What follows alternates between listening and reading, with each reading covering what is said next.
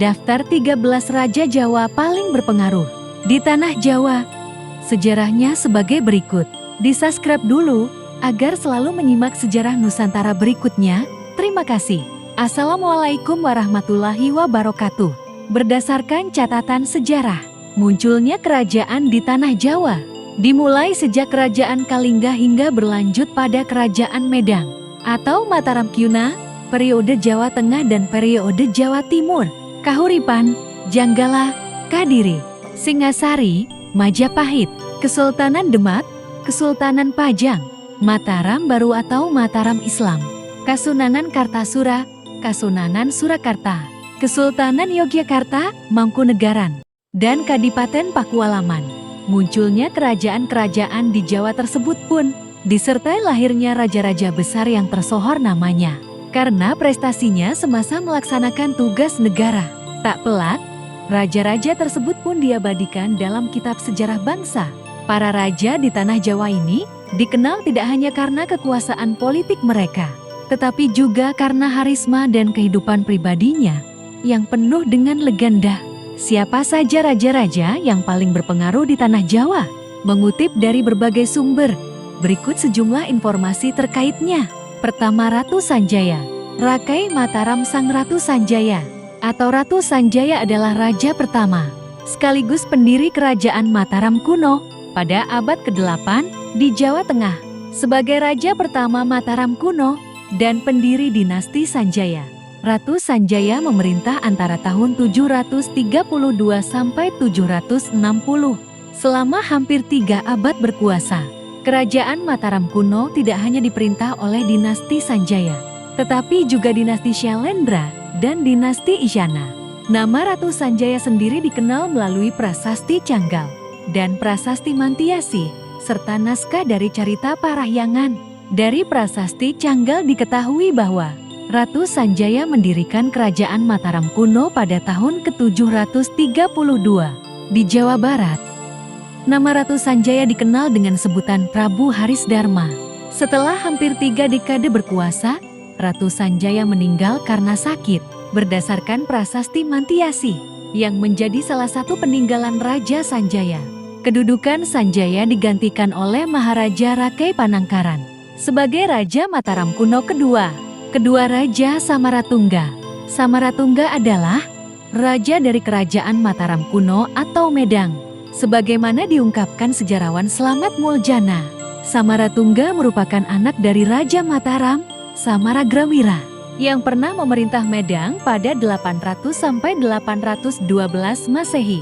Pendapat Slamet Muljana ini dikuatkan dengan prasasti Pongar yang dikeluarkan pada tahun 802 Masehi. Prasasti tersebut menyebutkan Kamboja berhasil melepaskan diri dari penjajahan Jawa. Selain itu, Samaratungga adalah salah satu raja yang ikut membangun Candi Borobudur, terutama dalam menyelesaikan pembangunannya pada tahun ke-825.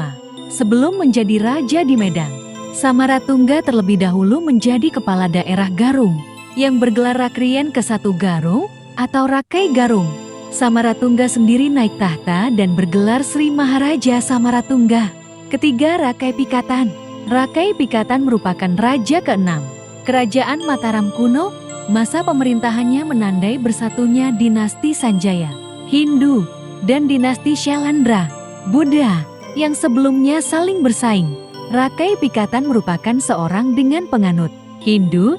Ia pun terkenal gemar membuat candi. Ia adalah yang mendirikan kompleks Candi Siwagraha. Selain itu, ia dikenal sebagai raja yang mengawali pembangunan Candi Prambanan. Pasca turun tahta, Rakai Pikatan menjadi Brahmana. Keempat, Dyah Balitung. Dyah Balitung adalah raja Kerajaan Mataram kuno yang berkuasa dari tahun 899 hingga ke 911. Wilayah kekuasaannya mencakup Jawa Tengah, Jawa Timur, bahkan Bali.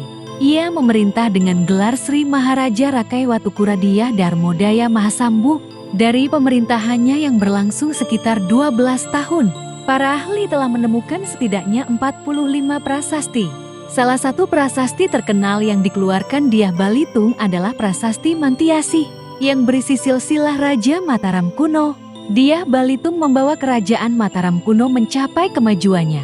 Berbagai terobosan inovasi kebijakan pembangunan, hingga kebijakan politik dicetuskan. Alhasil, kerajaan Mataram saat itu menjadi kerajaan yang disegani di Nusantara. Kelima, Empu Sindok.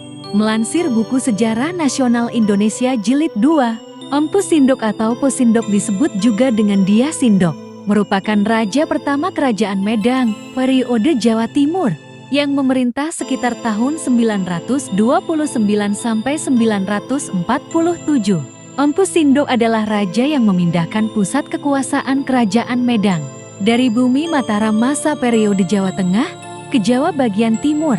Empu Sindok bergelar Sri Maharaja Rekino Dyah Sindok Sri Isanawikrama.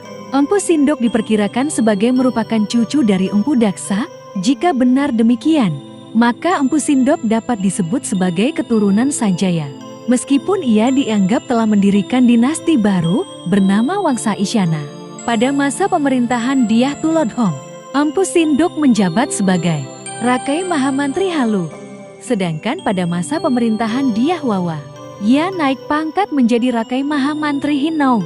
Kedua posisi tersebut merupakan posisi tingkat tinggi yang hanya dapat diberi oleh keluarga raja, yang berarti Empu Sindok merupakan seorang bangsawan kelas tinggi dalam kerajaan Medang. Empu Sindok meninggal dunia tahun 947 dan dicandikan di Istana Bajra atau Istana Bawana.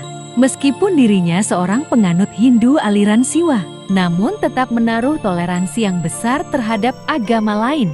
Misalnya, ia menganugerahkan desa Wanjang sebagai Simaswatantra kepada seorang pujangga bernama Sri Sambara Suryawarana yang telah berjasa menulis kitab Buddha aliran Tantrayana berjudul Sang Hyang Kamahayanikan.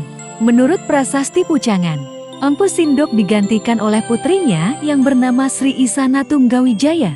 Raja perempuan ini memerintah bersama suaminya yang bernama Sri Lokapala.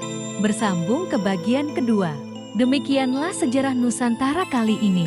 Dan nantikan sejarah Nusantara berikutnya. Terima kasih. Wassalamualaikum warahmatullahi wabarakatuh.